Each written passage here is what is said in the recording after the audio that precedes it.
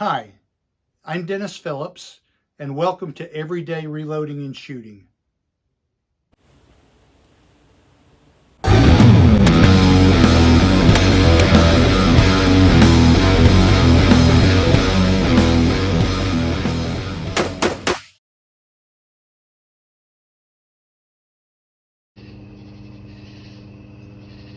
Okay, so I posted a video showing that Hornaday's 140 ELDM bullet performed better in a test against the Berger 140 VLD bullet.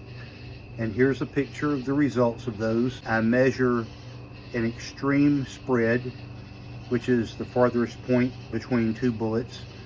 I also look at the best 4 out of 5, because to me, the best 4 out of 5 is an indication of what that rifle is capable of, because oftentimes I will have a very tight 4 out of 5 grouping, and then I'll have a flyer over here off to the side. So like in this photo, for example, I had a 1.59 overall group size, but I had the best 4 out of 5 was only 0.42 inches.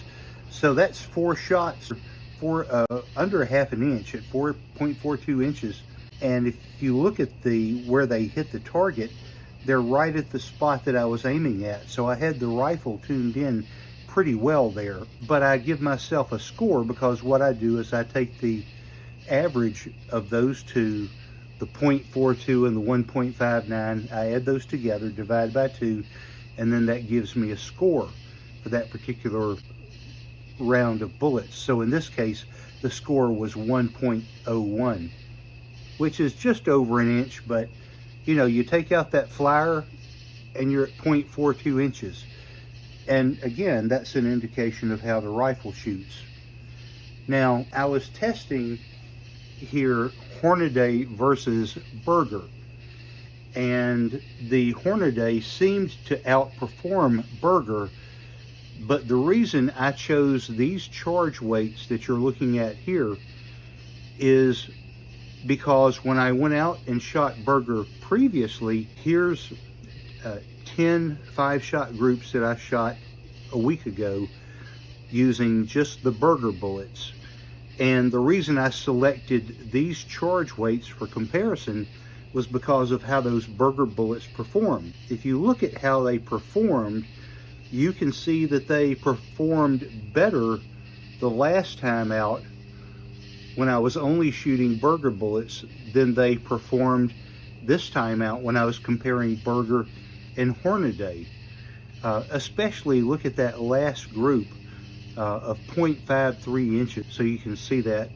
But just an amazing group on that last group. But and then also when you compare the same charge weights against the Hornaday bullets, they performed very well a week before this test. So I don't know why those bullets shot differently. And I decided that Hornaday was the better bullet because of that test. But when you go back and look at the previous firings of the Berger bullet, and you compare those numbers at the same charge weights against Hornaday, some of the times they're right there in the same ballpark with them, and sometimes they're even better. Like on that last grouping, when I had a 0.53 group. Yeah, so I may need to do some more testing. People talk about the cost of components and, you know, trying to find that perfect charge weight and how many components you have to go through. For me, it's a hobby. It's fun. I love shooting. And so I don't see it as like wasting components when I do these tests. To me, I see it as learning more about what it is that I'm doing here and getting better at it as I go.